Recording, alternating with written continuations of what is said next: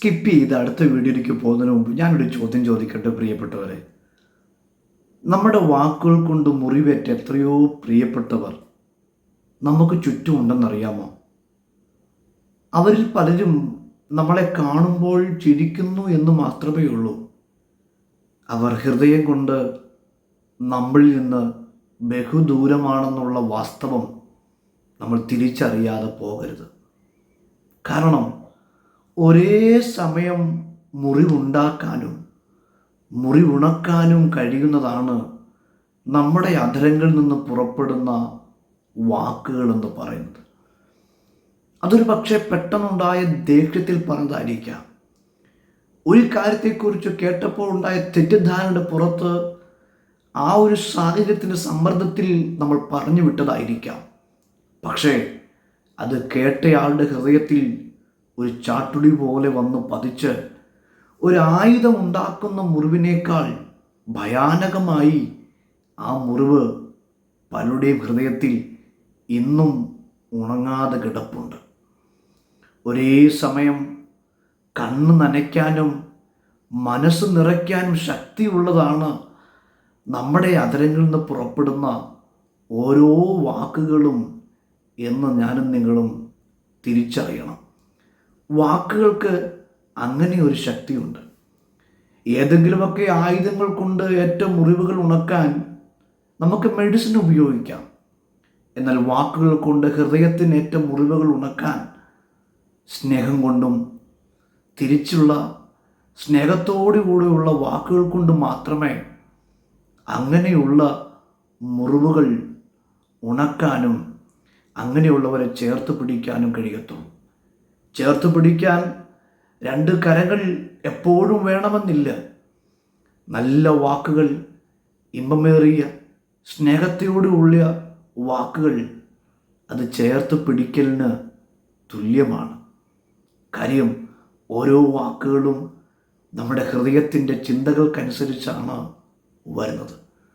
അതുകൊണ്ട് ഈ സമയം എന്നെ കേട്ടുകൊണ്ടിരിക്കുന്ന പ്രിയപ്പെട്ടവരെ, നമ്മുടെ വാക്കുകൾ കൊണ്ട് ആരെങ്കിലും മുറിവേറ്റിരിക്കുന്നു എന്ന് നമുക്ക് തോന്നുന്നുണ്ടെങ്കിൽ അവരോട് ഏറ്റവും നല്ല വാക്കുകളിൽ ഒരു വാക്കായ സോറി, ക്ഷമിക്കണം എന്നത് തുറന്ന് പറഞ്ഞ് അവരെ കാണുമ്പോൾ ഒരു നല്ല പുഞ്ചിരി പാസ്സാക്കാൻ കഴിഞ്ഞാൽ, അവർ മുഖത്ത് നോക്കി നന്നായി ഒന്ന് ചിരിക്കാൻ കഴിഞ്ഞാൽ പല മുറിവുകളും കരിയും.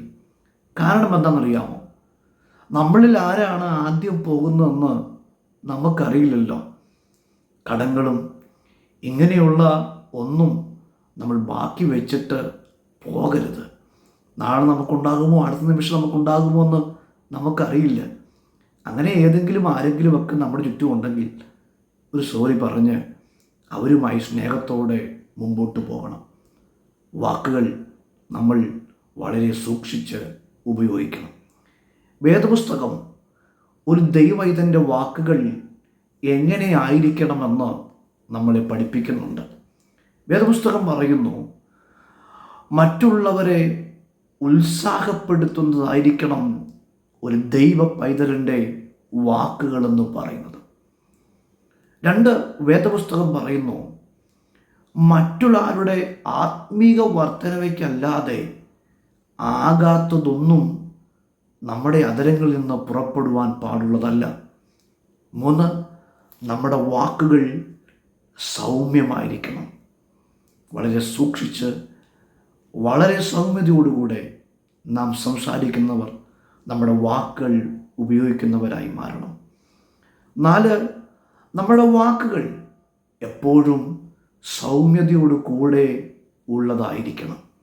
അങ്ങനെയാകുമ്പോൾ നമ്മുടെ വാക്കുകൾ കൊണ്ടും മറ്റൊരാൾക്കും മുറിവേൽക്കുവാൻ കഴിയത്തില്ല. അതുകൊണ്ടാണ് സങ്കീർത്തനക്കാരൻ 19-ാം അധ്യായത്തിൽ ഇങ്ങനെ പറയുന്നത്, എൻ്റെ പാറയും എൻ്റെ വീണ്ടെടുപ്പുകാരനുമായ യഹോവേ, എൻ്റെ വായിലെ വാക്കുകളും എൻ്റെ ഹൃദയത്തിലെ വിചാരങ്ങളും നിനക്ക് പ്രസാദകരമായിരിക്കട്ടെ. അതേ പ്രിയപ്പെട്ടവരെ, നമ്മുടെ ഓരോ വാക്കുകളും നമ്മുടെ ഹൃദയത്തിൻ്റെ ചിന്തകളും അത് നിമിത്തം നമ്മുടെ അധരങ്ങളിൽ നിന്ന് പുറപ്പെടുന്ന വാക്കുകളൊക്കെ ദൈവത്തിന് പ്രസാദമുള്ളതായിരിക്കണം. അത്ര ഗൗരവമായി അത് പറയാനുള്ള കാരണം മത്തായി സുവിശേഷം 12-ാം അധ്യായം അതിൻ്റെ 36-ാമത്തെ വാക്യം വായിക്കുമ്പോൾ മനുഷ്യൻ പറയുന്ന ഏത് നിസ്സാര വാക്കിനും ക്രിസ്തുവിൻ്റെ ന്യായാസനത്തിന് മുമ്പാകെ നമ്മൾ കണക്ക് ബോധിപ്പിക്കേണ്ടി വരും. അതുകൊണ്ട് ഈ സമയം നമുക്കൊരുമിച്ചൊരു തീരുമാനമെടുക്കാം. നമ്മുടെ അതിരങ്ങളിൽ നിന്ന് പുറപ്പെടുന്ന വാക്കുകൾ അതെപ്പോഴും ദൈവത്തിന് പ്രസാദകരമായി തീരട്ടെ. അങ്ങനെ അനുഗ്രഹിക്കപ്പെട്ട ഒരു ദൈവത്തിനായി തീരുവാൻ, നമ്മുടെ വാക്കുകൾ കൊണ്ട് അനേകർക്ക് ഒരു ആശ്വാസമായി തീരുവാൻ സർവശക്തനായ ദൈവം നമ്മളെ സഹായിക്കട്ടെ.